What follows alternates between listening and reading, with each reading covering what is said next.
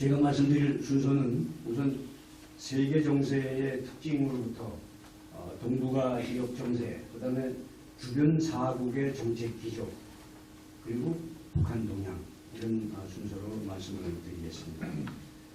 우선 세계 정세의 가장 큰 특징은 한 두 가지 정도를 제가 꼽았는데, 첫 번째는 세계화에 역행하는 불길한 추세들, 그 중에서도 신고립주의가 대두가 되고 있다.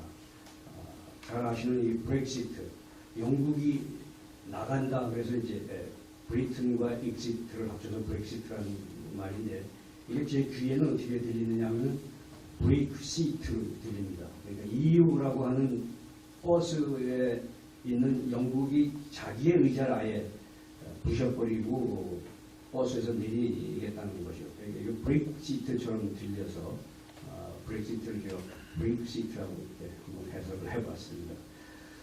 그런가 하면은 미국의 지난 대선 공약이나 국민 여론이 그야말로 1823년에 처음 대두됐던 먼로 닥트린을 재현하는 그런 내용입니다.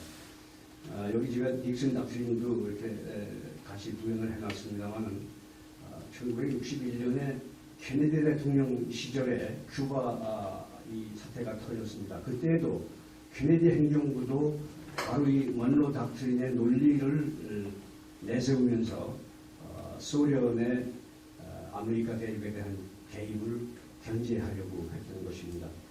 이렇게 수시로 건국 이래 미국의 이 대외 정책에 있어서는 이 신고립주의적인 이런 경향이 마치 밀물과 썰물처럼 들고 나는 그런 경향을 보여왔습니다. 그래서 마치 지금이 바로 새로운 신고립주의가 대두되는 그런 양상을 보이고 있죠.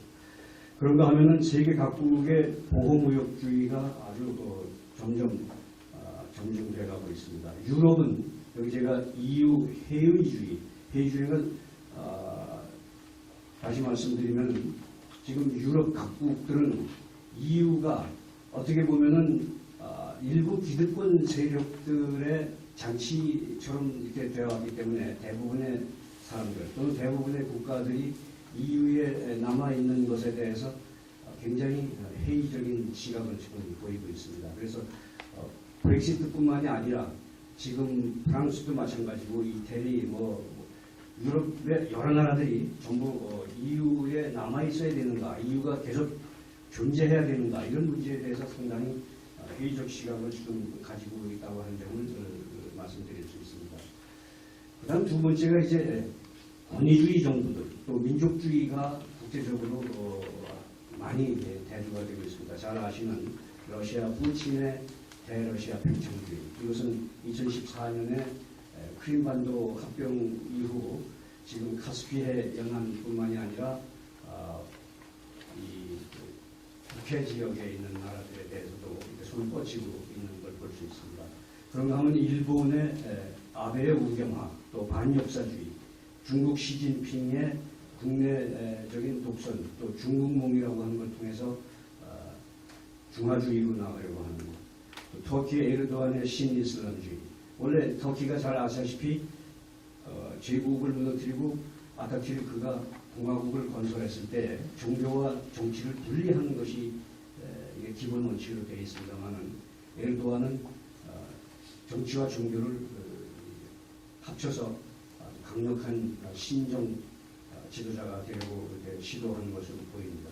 그런가 하면 두테르테라고 하는 어떻게 보면 우리가 돈키호테라고도 합니다만은, 또 국내적으로는 굉장히 인기가 높은 그런 권위주의 이런 것이 있고, 그런가 하면 유럽 각국은 아까 EU 회의주의와 더불어서 반이민 또 우경화 경향이 점증되고 있습니다. 이것은 바로 난민이나 테러 문제와 직결되어 있다고 볼 수 있습니다. 그 다음에 세계 정세의 특징 가운데서 두 번째가 불확실성의 시대입니다. 정말 점점 불확실성이 높아가고 있는데, 사실 국제 구조는 크게 보면은 마치 이렇게 케이크처럼 여러 층으로 이렇게 구성이 되어 있는데, 맨 꼭대기 층에는 경선 권력, 소위 우리가 하드 파워라고 하는 것은 군사와 경제로 대표되는 이 하드 파워는 질서 있게 배열이 되어 있습니다. 미국이 1국 체제고 군사적으로, 경제적으로는 4국이나 또는 G8 체제로 이렇게 돼서 비교적 질서적인데, 그 밑에 층에는 연성 권력이 배열되어 있습니다. 잘 아시는 것처럼 이런 자본, 기술, 정보, 이념, 문화 이런 것들이 국경을 초월해서 넘나들고 있고, 또 그 밑에는 새로운 초국가적 신변수들로서 테러나 국제범죄나 전염병이나 다국적 기업, NGO 또는 어떤 개인들 이런 것들이 또 어지럽게 널려 있습니다. 이런 것들이 한데 얽혀서 세계 정세의 불확실성을 더 점증시키고 있다 이렇게 볼 수 있습니다. 이 결과로서 사실은 안보 딜레마가 악순환적으로 이렇게 커지고 있는 것입니다. 그래서 이렇게 불확실성이 높아지니까 여기에 대처하기 위해서 여러 나라들은 각국은 군비 경쟁을 하게 되고 그렇게 되는 거예요. 그러면서도 한편으로는 군사와 같은 그런 비전통적인 안보 위협 외에도 비전통적인 안보 위협이 또 새롭게 등장이 되고 있고, 경제적으로는 한편으로는 무한 경쟁을 하면서 다른 한편으로는 FTA 같은 경제 블록화가 공존이 되고 있고, 또 정부와 세계화라고 하는 것에 한편으로는 팽배하고 있으면서 또 다른 한편으로는 여기에 대한 반세계화 역풍이 또 불고 있고, 이런 현상을 볼 수가 있습니다.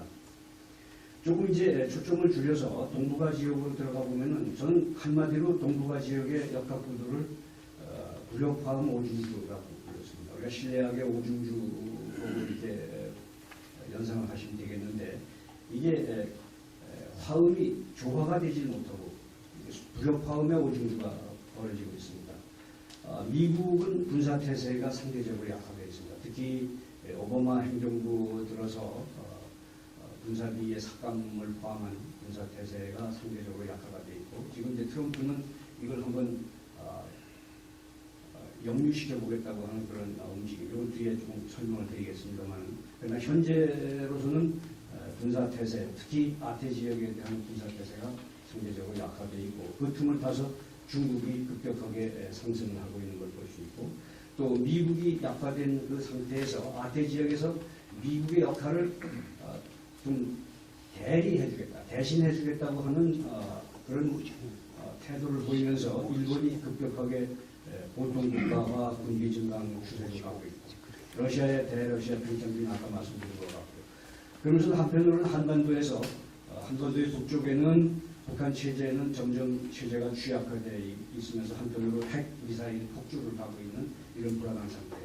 그러면서 우리 한국 국내는 역시 이 정세가 불안해서 이것이 지역의 불확실성을 더욱 부채질하고 있는 것이 아닌가 이런 생각을 해봅니다. 그러면서도 이 동북아 지역에 있어서는 역시 사강 간에 한편으로는 협력, 한편으로는 경쟁과 갈등을 하는 그런 구도가 변경하고 있고, 그 중에서도 특히 동북아 정세의 형배에 결정적 영향을 미치는 것이야말로 미중 관계가 앞으로 어떻게 갈 것이냐, 미중 관계가 협력적으로 갈 것인지 갈등 국면으로 갈 것인지에 따라서 동북아 정세에는 크게 요동칠 수 있다 이렇게 봅니다. 특히 트럼프 행정부가 들어서기 시작하면서 이제 중국을 우선은 견제하는 쪽으로 갈 것이기 때문에, 지난번에도 언론을 통해서 보신 것처럼 대만 카드를 꺼내는 식으로 이렇게 나가기 때문에, 또 러시아와의 협력을 통해서 중국을 견제하는 그런 쪽으로 갈 것이기 때문에 당분간은 관망세 속에서도 미중 간의 협력적인 어떤 분위기보다는 초기에는 비교적 갈등 구도를 놓고 힘겨루기적인 구도로 가져갈 겁니다. 이렇게 예상을 수소폭탄 실험 장면입니다. 그러면 다시 또 조금 더 초점을 줄여서 주변 4국의 정책 기조, 그래서 미국, 중국, 일본, 러시아 이렇게 순서대로 간단히 좀 말씀을 드리겠습니다. 미국의 정책 기조는 저는 한마디로 박스 아메리카나를 추구하는 것이다. 이 박스라고 하는 말은 영어의 피스, 어떤 단일 세력의 패권, 세계 질서를 안정적이고 평화 상태로 이끌어가는 그런 상태를 박스라고 부릅니다만, 미국은 어떤 의미에서 이 제국이라고 볼 수 있고 제국의 길로 가고 있다고 볼 수 있습니다. 특히 2차 세계대전 이래로 그런 길로 가고 있다. 우리가 나쁜 의미의 제국이 아니라 사실은 부러운 의미의 패권, 인류 역사에 이 박스라고 하는 형용사가 붙은 시기가 두 번 있었습니다. 박스 로마나 박스 브리타니카. 박스 로마나는 AD 1년에서 200년, 박스 브리타니카는 나폴레옹 전쟁이 마무리된 1814년부터 2차 세계대전이 터진 1914년까지 100년입니다. 역사학자의 입장에서 봤을 때 박스의 핵심이 뭐였겠는가? 저는 그걸 네트워크이었다 이렇게 해석을 합니다. 특히 로마 제국 시절에는 여러분 잘 아시는 모든 길이 로마로 통한다고 하는 그런 것처럼 도로망을 통해서 고속도로가 한 8만 킬로미터, 지선이 한 7만 킬로미터 이런 걸 통해서 제국의 세력권을 유지를 했었고, 반면에 브리타니카는 해상로를 통해서 그렇게 했죠. 근데 오늘날의 미국은 두 가지입니다. 전 지구적인 정보 그물망과 전 지구적인 군사기지 그물망을 통해서 바로 이런 네트워크를 두 가지 네트워크를 가지고 있다는 거죠. 이건 좀 더 자세한 설명은 시간 관계상 넘어가겠습니다. 미 공화당의 종강 정책이 전통적으로는 어떤 틀을 가지고 있느냐 하면은 두 가지입니다. 자유무역주의 그리고 국제 분쟁에 대한 외교 군사적 개입을 선호하는 그런 정강 정책을 가지고 있습니다만, 트럼프는 의외로 경제적인 신고립주의와 대외적인 선별적 개입주의 또는 비개입주의를 내세웠는데, 이것이 사실은 서로 상충됩니다. 전통적인 틀과 트럼프의 제시된 내용이 말이죠. 그래서 이런 차원에서 봤을 때 이것이 앞으로 어떻게 조화를 이루겠는가, 이 둘이 갈등을 일으키겠는가 아니면 조화를 이루겠는가. 그러나 결과적으로 의회가 공화당의 장악하에 들어가 있기 때문에 협상용으로 우선 앞으로 내세울 때 이것을 먼저 내세울 가능성이 높다. 그러면서 미국 우선주의는 패권 유지에 이것을 활용할 수 있다. 이렇게 저는 전망을 해봤습니다. 그 다음에 미국 안보 정책의 핵심, 이 문제는 뭐 잘 아시는 문제라서 넘어가도록 하겠습니다. 미국의 동북아 안보 정책 기조는 미 동맹과 한미 동맹이 가장 바탕입니다. 그래서 이 지역의 패권 세력, 다시 말하면 중국의 패권 등장을 저지하는 것으로 되어 있고, 그 가운데서 미국은 대지역에서 힘의 균형자 역할을 하는 것이다. 여러분 잘 아시는 2014년 QDR에서는 피봇 투 아시아, 그러니까 이게 농구에서 농구공을 잡고 발을 한쪽은 고정을 한 채로 한편으로는 유럽 쪽으로, 한편으로는 아시아 쪽으로 이렇게 한쪽 발을 돌리는 것이 이제 피봇인데, 지금까지는 전통적으로 유럽 쪽에 얼굴이 가 있었죠. 그러나 이 오바마 행정부가 들어서면서 아시아의 중요성 때문에 이쪽으로 얼굴을 좀 돌렸던 것입니다. 그러나 트럼프는 완전히 아태로부터 다시 유럽 쪽으로 얼굴을 완전히 돌리지는 않겠지만, 그럼에도 불구하고 유럽과 중동의 비중이 오바마 행정부 때보다는 비교적 강화될 것이기 때문에 여기에 대해서도 아태 지역 국가들이 조금 예의주시를 해야 되지 않겠는가 이렇게 전망을 합니다. 조금 더 좁혀서 미국의 대한반도 정책 기조를 보면은 미국이야말로 주변 사국 가운데서 영토적 야심이 없는 유일한 국가. 다만 미국이 원하는 것은 영향력이다 이렇게 볼 수 있습니다. 그러면서도 한국에 대해서는 어떤 기대를 가지고 있느냐 하면, 한국이 동북아의 안정추 역할을 하면서 미국이 생각하는 세계 패권에 있어서 한국이 동반자 역할을 해주기를 바라고 있는 것입니다. 그러면서도 미국이 아까 제가 말씀드린 대로 트럼프 행정부가 힘을 통해서 패권적 평화를 추구하는 한편, 다른 한편으로는 원래는 대선 캠페인 중에는 비개입이라고 하는 쪽에 강도가 좀 섞여 있었지만, 오히려 저는 선별적 개입으로 가게 될 것이다 이렇게 전망을 조심스럽게 해봅니다. 한미동맹의 미래에 영향을 주는 요소가 무엇일까 하는 것을 몇 가지로 정리를 해봤는데, 우선 저는 제일 큰 것이 한미 양국의 신행정부 조합에 있다 이렇게 생각합니다. 이게 자칫 잘못하면은 다가올 우리 대선에 이게 뭐 영향을 줘서 혹시 형사 고발을 당할지 모르겠습니다만, 제가 봤을 때 차기 우리 한국 대선에서 우파 정부가 들었으면은 트럼프 행정부와의 이 매치업이 최상의 매치업이 될 것이다. 그렇게 되면은 오히려 북한에 대한 견제도 조금 더 효율적으로 되고, 나아가서는 이 통일의 길도 그만큼 빨라질 수 있지만은 최악의 조합은 좌파 정부가 들어서서 트럼프 행정부와 매치업이 되는 그런 경우가 되겠습니다. 그렇게 될 경우에는 다시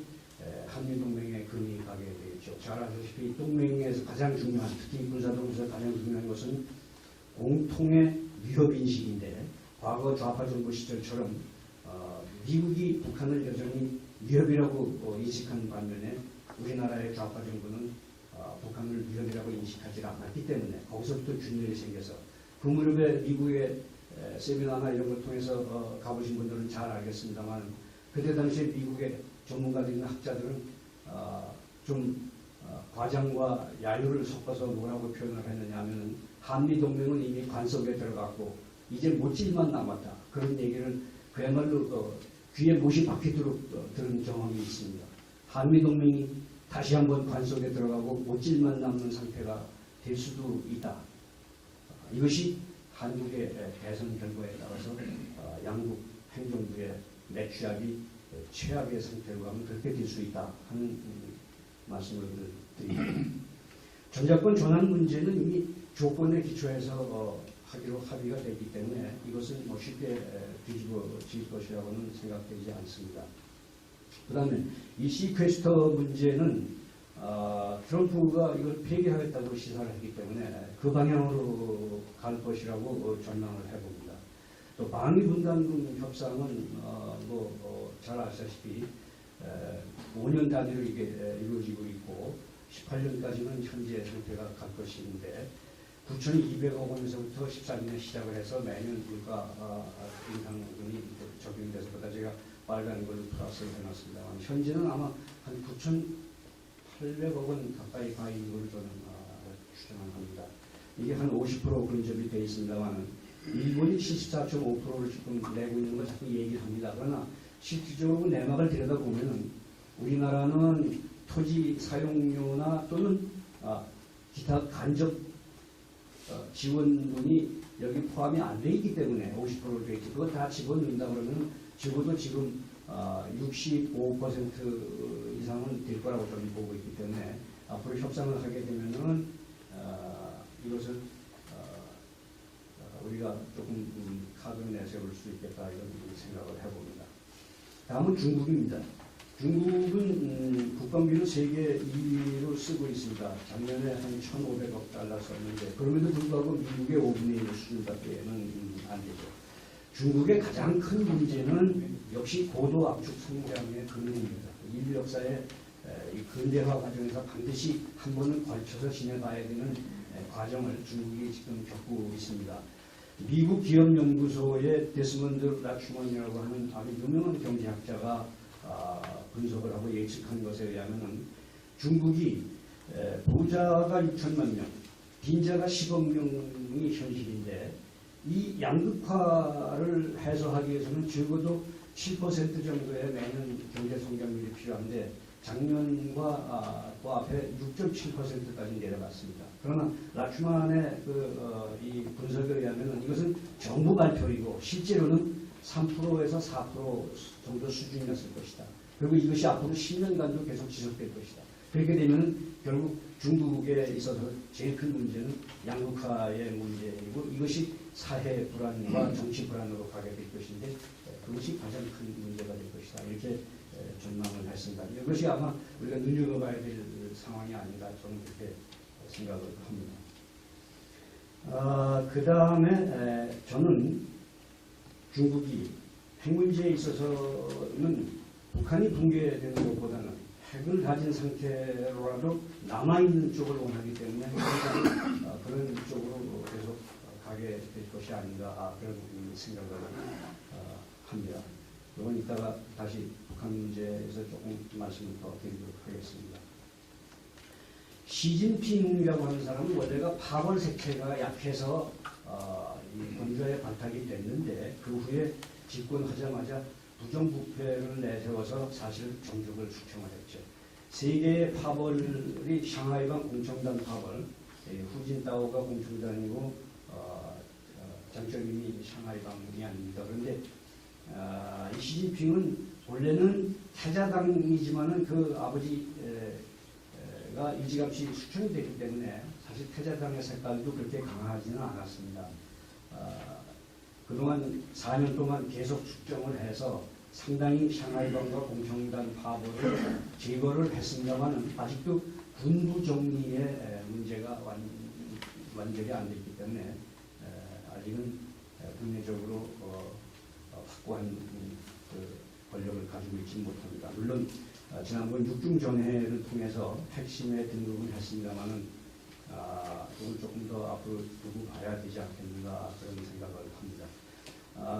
부연해서 말씀을 드리면 중국에는 14억 인구 중에 공산당원이 한 8,700만 명 정도 됩니다. 이 8,700만 명이 투표를 해서 한 2,200명에서 2,300명 정도 되는 전국 인민 대표를 뽑습니다. 이 사람들이 5년에 한 번 당대회를 해서 거기에서 이 당 중앙위원을 뽑는데 중앙위원이 한 200여 명, 후보위원 한 160여 명, 그래서 한 360여 명이 1년에 한두 차례 이 중앙위원 전체회의, 이걸 뭐 중전대회라고 하는데 그것을 합니다. 작년까지 4년 동안에 6번 있었습니다. 그러니까 작년 10월 달에 있었던 것이 바로 육중전회입니다. 여기서 중국의 모든 중요한 정책들이 논의가 되고 방향이 결정이 됩니다. 그러면 그 중앙위원들 한 360명이 모여서 거기서 정치 후보를 25명을 뽑고 그 25명 가운데서 7명이 상임 위원으로서 중국을 사실 끌고 가는 그런 체제로 되어 있죠. 시진핑이가 사실은 이 트럼프에게 저항하는 뜻으로 신년사에다가 이례적으로 주권이라고 하는 내용을 넣어서 강조를 했습니다. 그러니까 주권 문제를 건드리지 말아라는 거죠. 대만 문제, 남중국해 문제를 건드린다. 이건 중국이 생각하는 레이더 라인이라고 하는 신호를 이미 보냈다고 볼 수 있습니다.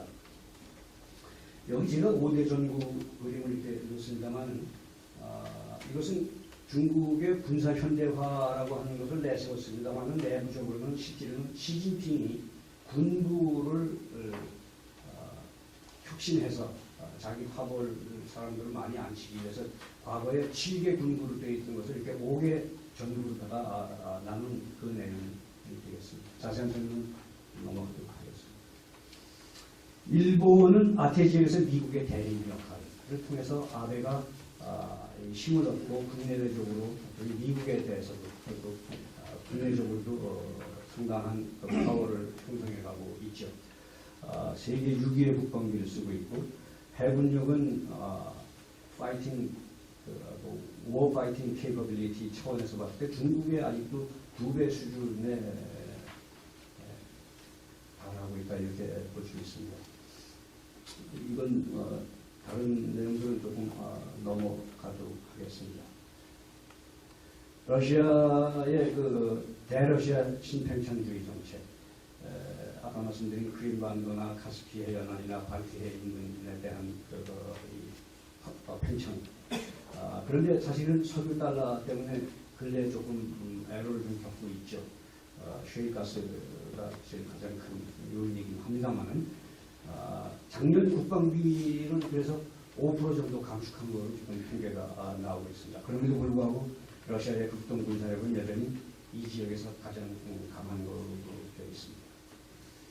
다만 트럼프 행정부가 중국을 견제하기 위해서 러시아와 해빙 무드로 들어갈 것이기 때문에 이것이 앞으로 이 동북아에서 미중관 문제 또는 IS 척결 문제에 어떻게 반영될 것인가 하는 것을 우리가 이 주시해 봐야 되리라고 봅니다. 이것도 넘어가도록 하겠습니다. 북한 문제를 간단히 좀 말씀드리겠는데 핵과 경제 병진 정책을 지속한다고 합니다만은 또 국가 경제 발전 5개년 계획을 지속하고는 있습니다만은 그러나 제가 볼 때는 북한 경제는 이미 파탄 상태고 이건 무슨 뜻이냐면 제가 표현한 대로 되돌아올 수 없는 다리를 이미 건넜기 때문에 북한 경제가 회복해서 정상적인 국가로 돌아올 가능성은 전혀 없다고 봅니다. 재작년 그 앞에 잠깐 반짝 성장을 잠깐 했습니다만 작년에는 오히려 도로 마이너스 1.1%. 국민 충소득 여기 뭐 이렇게 다 썼습니다. 쉽게 얘기하면은 북한의 국민 충소득 그 GDP 정도가 어느 정도냐면은 삼성전자 그러니까 삼성그룹 전체가 아니고 삼성전자 하나의 1년 매출의 3분의 1밖에 안 됩니다. 그러니까 그 정도로 생각하시면 여기 있는 다른 통계는 뭐 굳이 비교를 안 해도 삼성전자 1년 매출의 3분의 1 정도밖에는 한 국가가 이 소득을 못 올리고 있다고 하는 것을 우리가 짐작하면 경제가 얼마나 파탄인가 하는 것을 짐작할 수 있습니다. 북한 핵 문제 절대로 죽기 전에는 이걸 고수할 것이다 저는 그렇게 보는데 여기서 가장 우리가 경계해야 될 것은 뭐냐면 미국과 북한 간에 혹시라도 트럼프 행정부가 이 문제를 협상으로서 해결하려고 덤빌 때에는 반드시 이 문제를 우리가 경계해야 되는데 그것이 뭐냐면 비핵화 대신에 비확산적으로 타결될 것이다. 과거 제네바 핵 합의 때처럼 과거의 문제는 묻지 않고 앞으로의 것만 확실히 해주면 타협을 하겠다고 한다면은 북한이 이미 가지고 있는 일부 핵을 용인하는 대신에 그 핵을 한 번도 바깥으로만 가져나가지 않는다면 과거의 투명성은 불문에 붙일 수도 있다. 그런 타결의 가능성을 우리가 경계해야 된다고 하는 것입니다. 이 경우에 우리는 사실은 미 전술핵 재반입을 하거나 아니면 자체 핵무장을 해야 되는데 자체 핵무장은 결과적으로 비밀리에 할 수는 없고 그래서 제가 얼마 전에 5차 핵실험이 끝난 다음에 문화일보에 조그만 칼럼을 하나 썼는데 공개적 한시적으로 핵무장을 하자는 것을 제가 제안을 했습니다. 그래서 북한 핵 문제가 완전히 해결될 때까지 이게 이제 한시적이고 공개적으로는 뭐냐면 히로시마급 한 30기 정도를 국제 기구에 사찰하에서 만들겠다 하는 그런 제안을 했었는데 글쎄요 좀 황당하긴 하지만 한번 고려는 해볼 만해요. 또 이것이 선언을 통해서 미국을 압박해서 결국 멈칫거리고 있는 전술핵 재반입을 촉진할 수 있는 미국에서 대선 때 이 바보야 문제는 경제다 그래가지고서 클린턴의 대통령이 됐었는데 요즘에는 사실은 대한민국에 있어서는 문제가 경제가 아니라 사실은 안보인데 정치 지도자들이나 국민들이 모두가 다 안보보다는 경제 쪽에 이렇게 목을 매는 것 같아서 걱정이 많이 됩니다. 아까 잠깐 말씀드린 것처럼 한국 대전의 향배가 한미 동맹이나 대외관계에서 결정적 변수가 될 것인데 여기에 대해서도 국민 전반의 인식이 과연 제대로 돼 있는지 이것이 늘 걱정이 됩니다. 이렇게 아까 처음 말씀드린 것처럼 세계 정세, 국제 정세가 이렇게 불안하고 불확실성이 높을수록에 사실은 한미 동맹이라고 하는 확고한 바탕 위에서만 우리가 우리나라의 국가 정체성을 지켜갈 수 있다고 생각을 합니다. 섣부른 양다리 외교 이런 것이 얼마나 무모한 것인가 하는 것은 역사의 교훈으로부터 찾을 수 있습니다. 로마 시대 때에도 로마는 주변에 동맹국들을 많이 가지고 있었습니다만 그 동맹국 가운데에서 로마와의 관계에서 회의를 가졌던 국가가 살아남은 적은 없습니다. 로마와의 동맹관계를 굳건히 한 나라만이 살아남았습니다. 그 가운데서 가장 대표적인 국가가 루마니아인데 우리는 루마니아라고 씁니다만은 이 올림픽이나 이런 데 나가면은 그 국가 이름을 쓸 때 RO로 됩니다. 로마니아 이렇게 되어 있습니다. 로마니아라는 말 뜻이 뭐냐면 그 루마니아 사람들은 우리는 로마 사람이다. 이 정도로 자기의 정체성을 내세운 겁니다. 로마에 대해서 그렇게 늘 얘기했습니다. 우리는 로마 사람이다. 우리 여기 로마 땅이다. 그래서 로마니아라고 하는 나라는 지금까지 살아남았습니다. 이게 역사의 교훈입니다. 그래서 이런 시대일수록에 한미동맹을 우리가 더 공고히 해야 될 것이다. 그러면서 끝으로 평화는 돈으로 사야 된다 하는 이만의 간트. 이것은 햇볕 정책을 통해서 북한에 돈을 퍼주어서 그렇게 함으로써 적을 무마시키는 그런 뜻으로 쓴 것이 아니라 돈을 집어넣어서 사람을 키우고 무기를 정비하고 그렇게 해서 스스로 평화를 지켜야 된다는 뜻으로 칸트가 얘기한 겁니다. 시간이 조금 초과돼서 죄송합니다만 제 말씀을 여기서 끝이고 토론 때 조금 더 말씀을 드리도록 하겠습니다. 감사합니다.